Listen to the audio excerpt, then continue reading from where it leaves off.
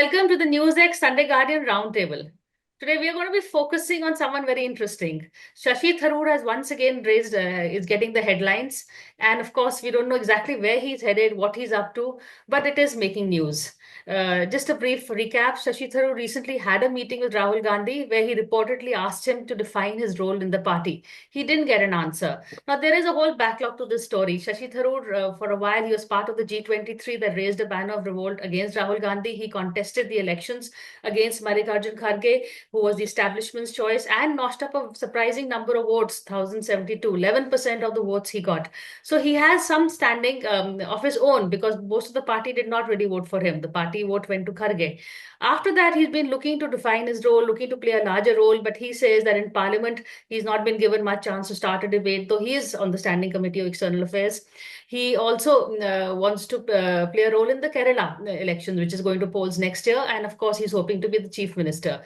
The state Kerala is against him. We're going to be discussing that, more on that, where Shashi Tharoor headed and why is Shashi Tharoor so important. Joining me on the show is RASHEED KIDWAI. He's an author and senior journalist, someone who knows the Congress very well. DILIP CHERIAN, he is a political commentator, columnist, and brand guru.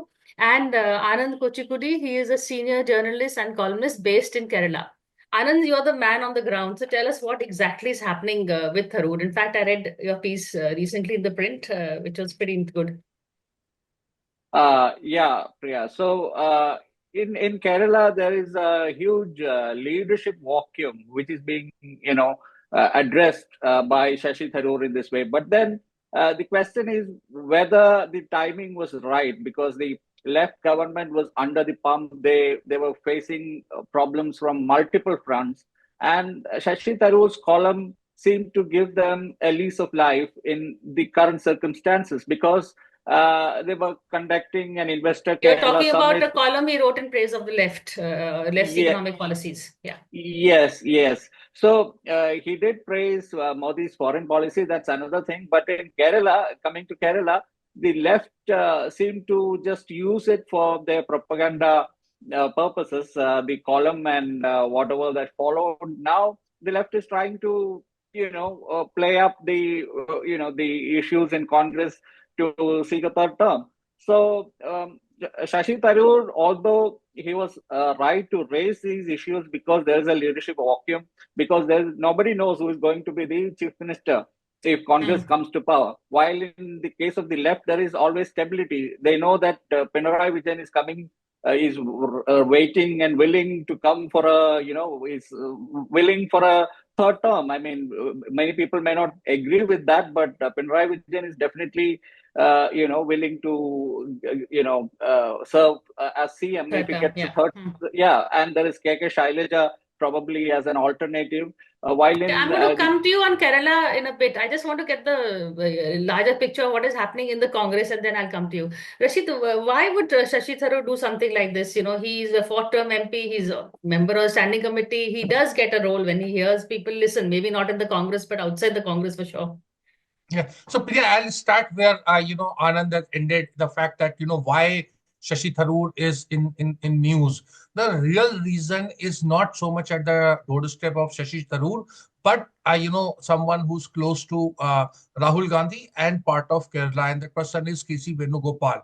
What happened? There was as Anand is saying, there was an article written and Shashi Tharoor had spoken about, Modi and his US visit, etc. So Mr. Tharoor sought time, and this is very important for your viewers. Mr. Tharoor had sought time from Rahul Gandhi to explain, whatever he had said or written.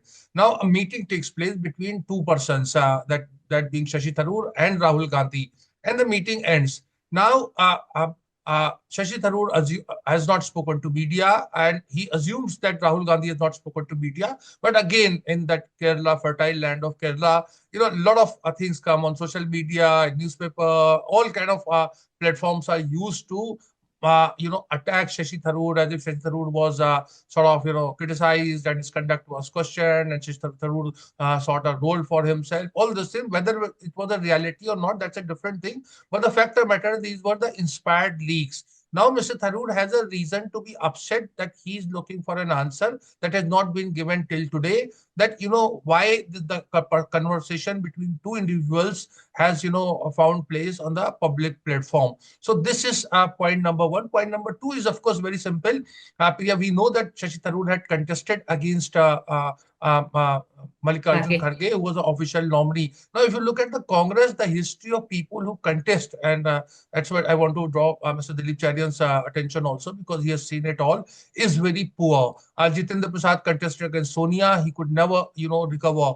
You look at Sharad Pawar, who fought against actually Kesri, but as luck would have it, a year and a half or within 2 years, he was out of Congress. So, and if you look at Pranab Mukherjee and YB Chavan Rajesh and all, Pilot. whoever is Rajesh Pilot, whoever, of course, Pilot was, killed in a freak road accident. But point I'm saying is the number two or the challenger or the dissident leader, and you look at Arjun Singh versus Narasimha Rao, has a very poor track record in the Congress, and that is why Mr. Tharoor has reasons to worry. Okay. Dilip, you are in fact one of us who's met Tharoor most recently, although socially. So I'm not going to ask you what you spoke about, but what is your takeaway? What do you read into the situation? Is Tharoor going to be leaving the Congress? What do you feel? What are your instincts? There is no such thing as a bumping into Tharoor. There's always a statement. So when I spotted Tharoor walking in as I was walking out of a wedding, I said, gosh, I've been spending time defending you. He says, what have I done that needs defending? And I think that takes off from what both the speakers have just spoken about. Shashi has done what Shashi does. So Shashi writes, Shashi reads, Shashi comments. And I think that he's had a very good run in the Congress. And there is no reason for either him or for anyone who is really a staunch Congress person to worry about any of the stuff he's doing. Now, coming to the point of being a potential chief minister, I think Shashi has reason to believe that he could be projected as a possibility because he has good chances of getting the kind of votes that the Congress does not get quite easily. But I think that the cabal around Rahul Gandhi has convinced him that the party worker has a distance with Shashi Tharoor. And that is where the kind of stuff that you have encountered in other places comes into play. Shashi is suave, Shashi is omnipresent, and Shashi is, hit and run kind of social, interactions. Okay. Now, the average Congress worker in Kerala, from the little I know, and my knowledge is not encyclopedic on this, I would say would probably like leaders who are there and engage with them a lot. But at the end of the day, the proof of a elected person is the fact of being able to win consistently.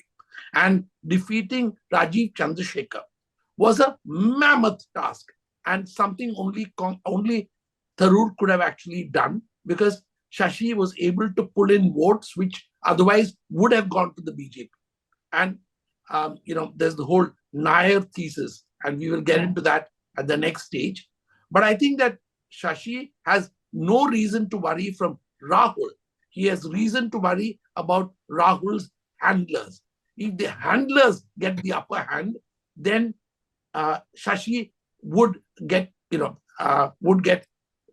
encircled, and that's not a place where he's comfortable. He's very comfortable in his skin, and he's not doing anything against his ideology. Okay, Rasheed, you have a mischievous look on your face. Yeah. So I just want to add this thing before, of course, my friend Anand comes in. The fact that what Mr. Cherian was referring, and that is where actually, danger lies, because, people are not naming him. So the sources close to Shashi Tharoor may think that whatever the conversation he had with Rahul Gandhi, what leaked in media and is being, talked about, has come from Mr. K.C. Venugopal, who's a General Secretary organization. He's very close to Rahul Gandhi, and perhaps Mr. Cherian was referring to him without naming him, but I am naming him. So he is a villain of the piece. He is a person who's also aspiring to be a chief minister. You will hear more about him from Anand, and that is a root cause of problem. Now, it is not a clinical decision of Rahul Gandhi, because there is a entire organization. And imagine General Secretary in charge of organization is the most powerful office outside the Gandhis. And therefore, you have a whole party apparatus in the hands of one person who has, sort of supervised elections since January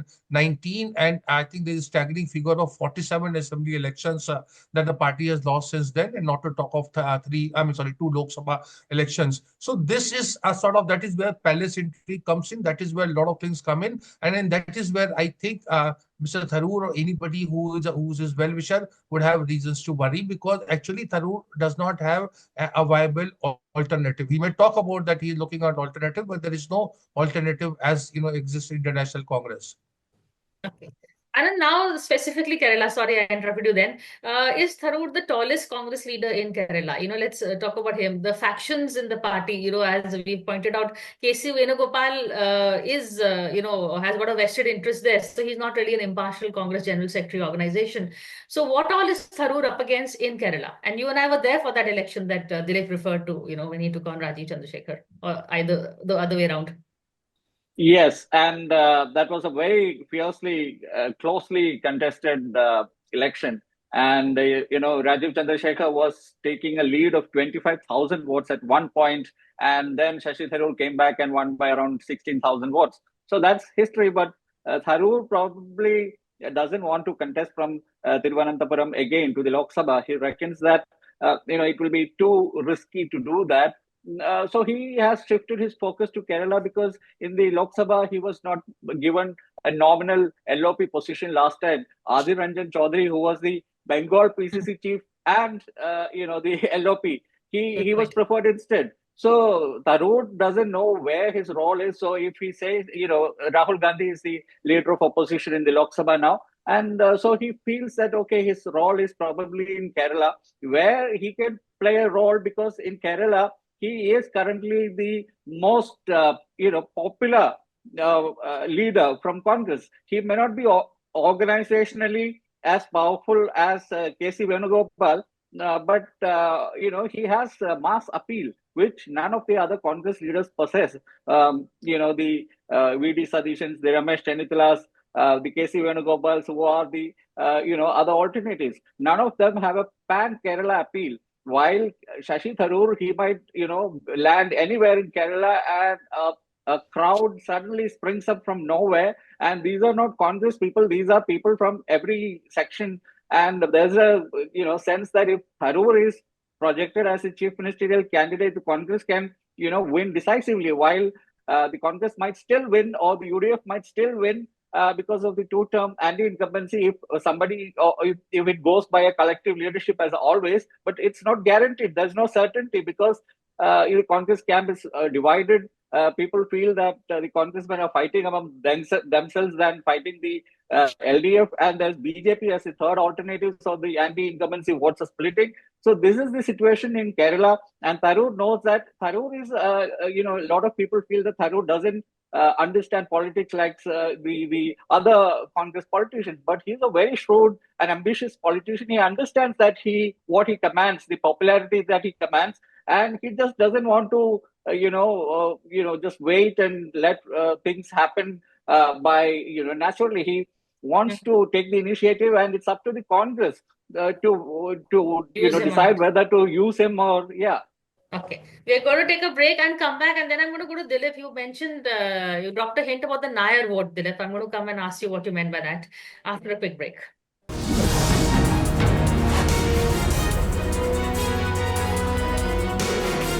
Hello and welcome back to the NewsX Sunday Guardian Roundtable. We're here discussing what next for Shashi Tharoor, or the importance of being Shashi Tharoor, really. Dilip, you mentioned the Nair vote in Kerala, and that's actually what even Anand is talking about, that he takes initiative. He's not, he's underestimated as a politician, because I was also there when he went. The Congress, the Nair community was against the Congress. It is Shashi Tharoor really went out and wooed them, and he was given an award also by them. But tell us more about that. I don't know too much about it, but all I'm asking is the question which Anand will probably be able to answer better. In the absence of organized options for Shashi, and just like the Malayali general secretaries and others who dominate, politics in one end of the spectrum, that is the Bengali-speaking TMC an option? It is not. Is the BJP, which is completely rule and hierarchy-driven, an option? No.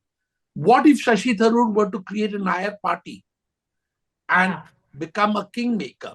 Now, in politics, all possibilities are open.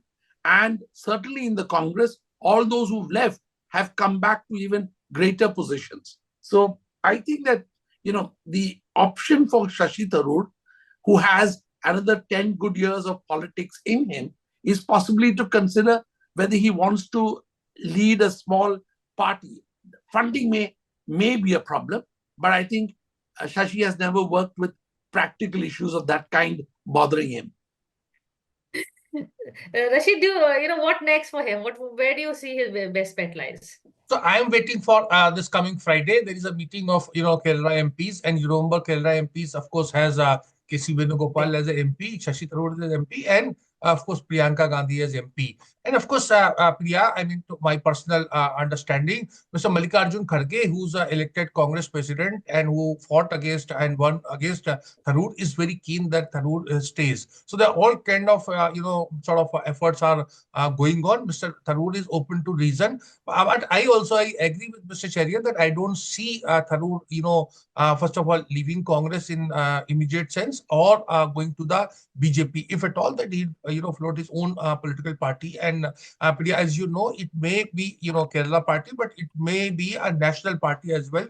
Let's not forget that 11 point some percent vote that he got, but there was actually informally, he had a support of, I would say, 25-30% of congressmen. There are a lot of people are looking at him with interest. So he has a pan-Indian sort of appeal, etc. Of course, I don't see him, getting a very extremely successful in the near future. But if at all he has to decide life outside Congress, it should be a breakaway Congress faction that brings, and that is where actually brings the whole thing, Priya, that Congress keeps, and Rahul Gandhi in particular, keeps talking about, Mr. Modi being control freak, and there is a lack of democracy, party democracy. This is a litmus test for him. I will not be taking this side or that side, but a litmus test for him. If, writing a newspaper article or a, foreign policy praise, which was a earlier case, Atal Bihari Vajpayee praised Nehru, etc., that if that becomes a kind of, a liability or something that, person has to leave the party, then I think it is very unfortunate and a very telling commentary on the, on the part of the Congress' own credentials as far as inner party democracy is concerned. But Rashid, people are saying, the Congress is saying, I spoke to some people, that we've made him chairman of the Standing Committee on Foreign Affairs. He's going and taking a line the Congress. Sorry, I spoke.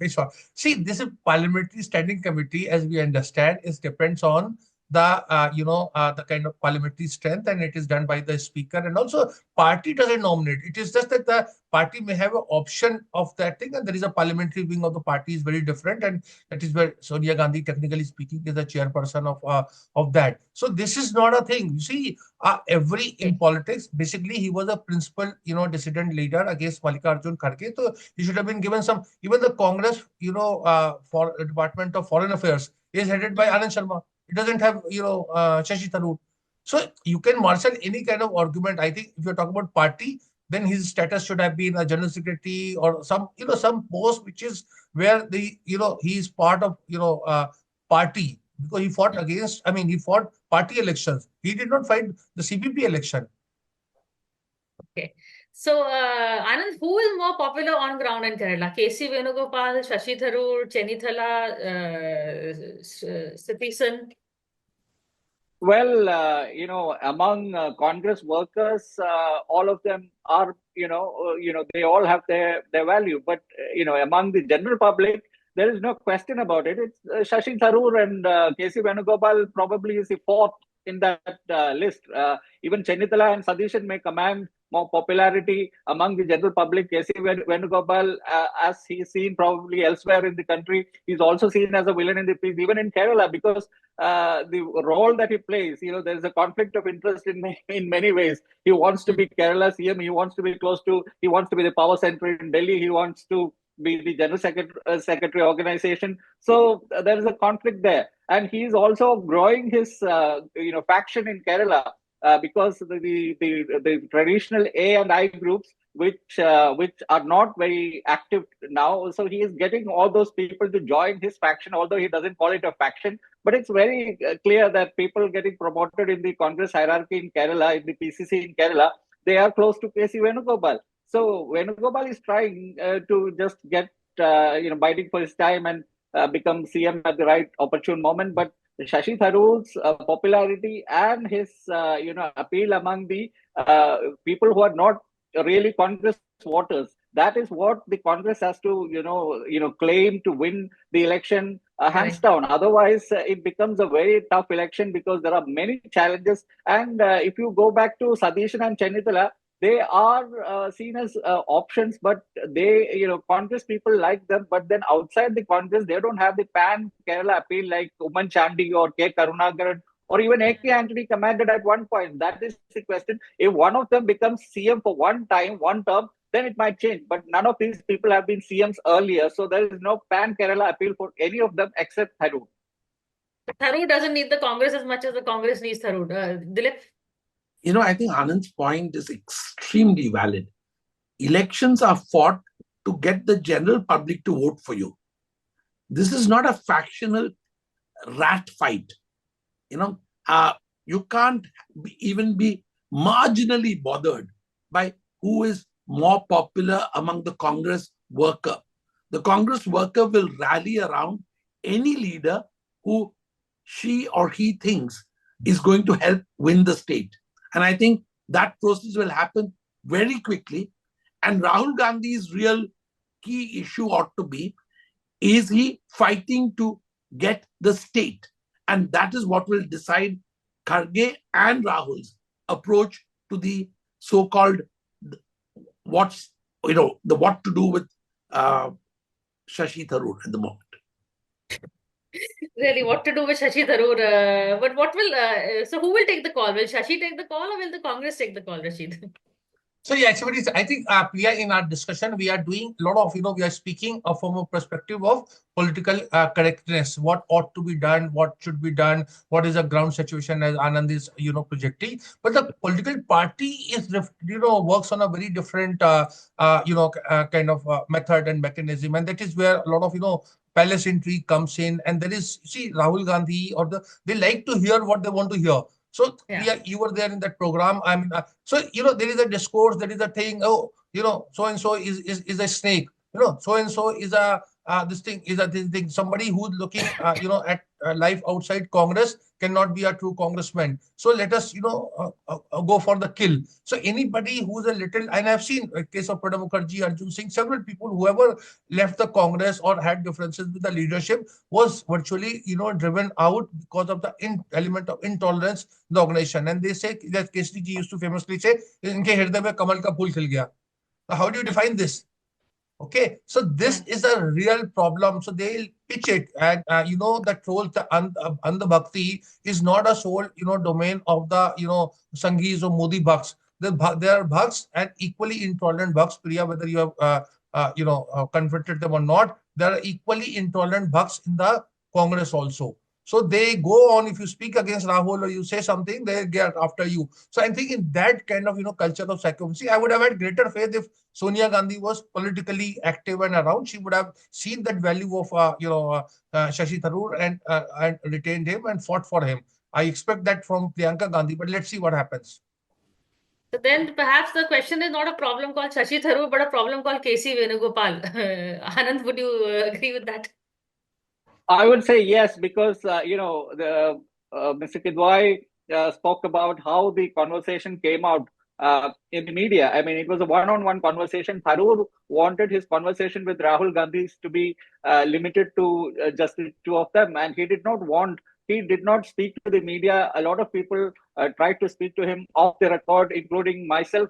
But he was quite clear that let it be, let it remain between them. But K.C. Venugopal spoke to Manorama, Asianet, and a lot of others, and he gave, because Rahul Gandhi must have spoken to K.C. Venugopal, and he gave the inside information to all the media, and then Tharoor was forced to respond to that. So, a lot of these problems are being caused by K.C. Venugopal because of his lack of sagacity, because of his lack of wisdom, that a lot of former Congress general secretaries who had a lot of experience in that role would have had. That is probably lacking in K.C. Venugopal, and his own personal and conflict of interest in Kerala is definitely a factor here. Tharoor is actually a symptom of a larger problem within the Congress that the Congress really needs to look at if it wants to make some kind of a credible comeback. But thank you all for this conversation. We'll be watching Shashi Tharoor very carefully in the next week. Friday, as Rasheed says, may give us some clues. But for now, thank you for this show. Thank you.